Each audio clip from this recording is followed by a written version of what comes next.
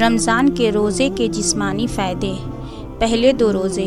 پہلے ہی دن blood sugar level گرتا ہے، یعنی خون سے چینی کے خطرناک اثرات کا درجہ کم ہو جاتا ہے، دل کی دھڑکن سست ہو جاتی ہے اور خون کا دباؤ کم ہو جاتا ہے۔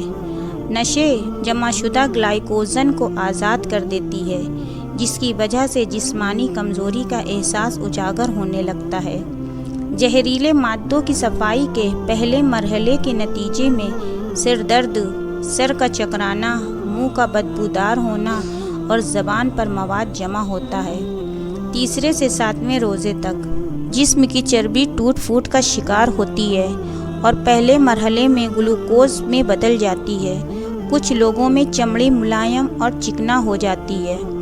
جسم بھوک کا عادی ہونا شروع ہو جاتا ہے اور اس طرح سال بھر مصروف رہنے والا ہاضمہ سسٹم چھٹی مناتا ہے۔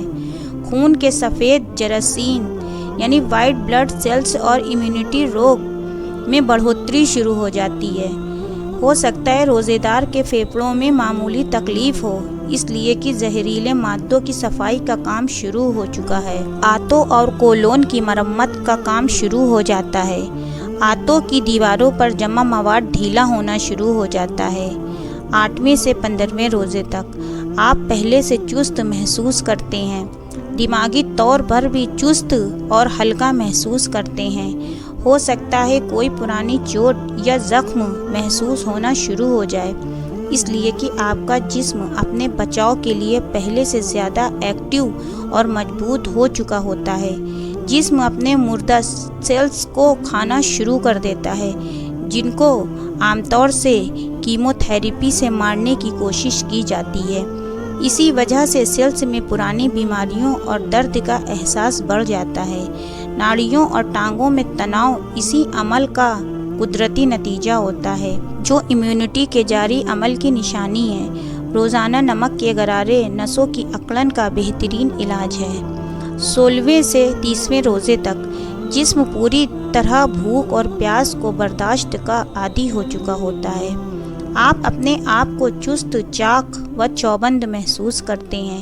ان دنوں آپ کی زبان بالکل صاف اور سرخ ہو جاتی ہے، سانس میں بھی تازگی آ جاتی ہے۔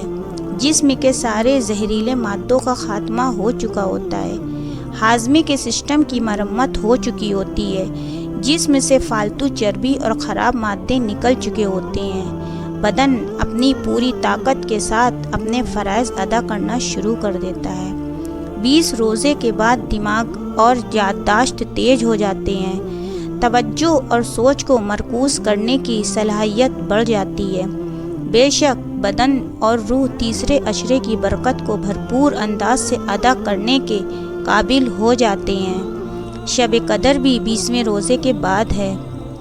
یہ تو دنیا کا فائدہ رہا، جسے بے شک ہمارے خالق اللہ رب العزت نے ہماری ہی بھلائی کے لیے ہم پر واجب کیا ہے، مگر دیکھیے اس کا انداز کریمانہ کہ اس کے احکام ماننے سے دنیا کے ساتھ ساتھ ہماری آخرت بھی سنورنے کا بہترین بندوبست کر دیا ہے۔